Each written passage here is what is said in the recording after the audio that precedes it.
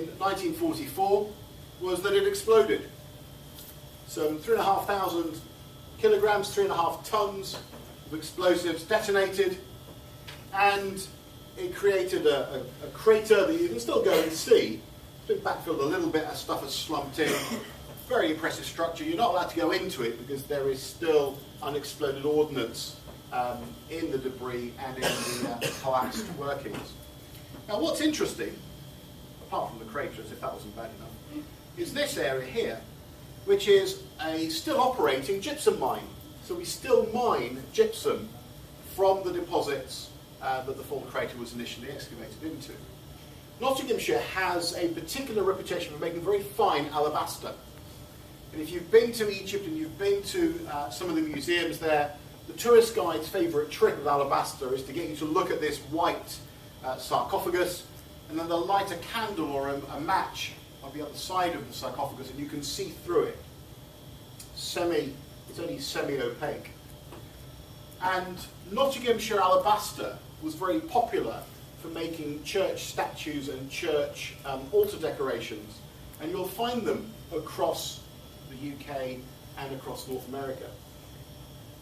So we still mine, British Gypsum still mines gypsum there, although the company that owns it, bizarrely, is French. So it's a company called Saint-Gobain who now owns the gypsum mine there. I mentioned a couple of the Glossop lecturers, people like Chandler and Bromhead and Brunsden and Hutchinson cut their teeth on the Isle of Sheppey. Oh, that's not a geological pun, because one of the things you do find at the foot of these landslides is shark's teeth that come out of the London clay. Anyway. We've begun to understand the geometry and the processes that trigger landsliding by studying things like the London clay, because the material itself is fairly simple. And the environment, because of the erosion by the sea of the toe of those slopes, is very dynamic. So you can go back and you can see the process unfolding very easily. Take away the toe of a landslide, as we'll see in a couple of cartoons' time. Take away the toe of a landslide, the weight of the stuff at the top will push it down and you'll get more mass movement.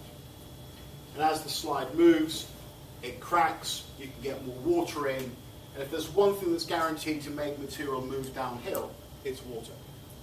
It acts both as a lubricant, it reduces the strength, and it reduces the effective stress, and it weakens the material. So you get a double whammy effect. The chalk. Chalk's one of my favourite construction materials. One of my first jobs as a young graduate was to go and work on the Channel Tunnel construction site down at Folkestone. I worked on the night shift, and so my job was to go in when the tunnellers had done some work and describe what they'd found. And you'd be wearing your dark blue overalls, and you get covered in the stuff. Because it was white, it kind of didn't feel that dirty.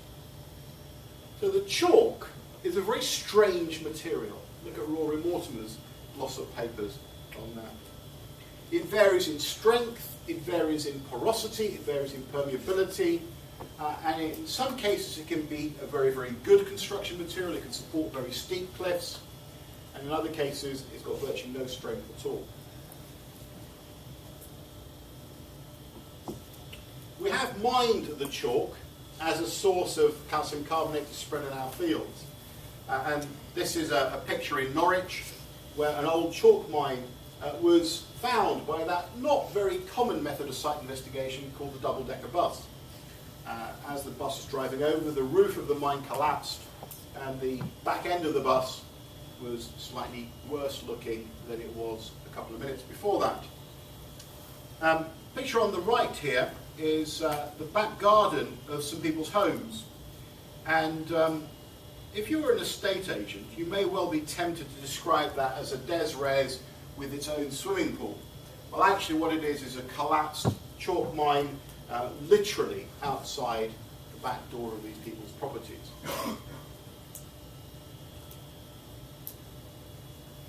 In Bury St Edmunds.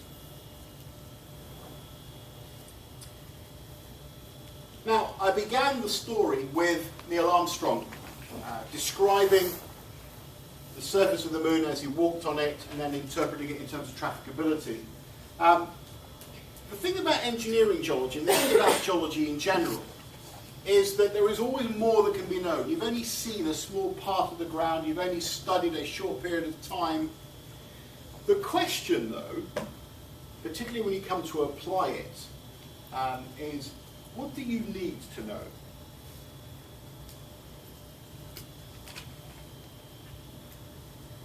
What do you need to know to understand the ground model well enough to support the decisions that need to be made for design, for planning, for insurance purposes?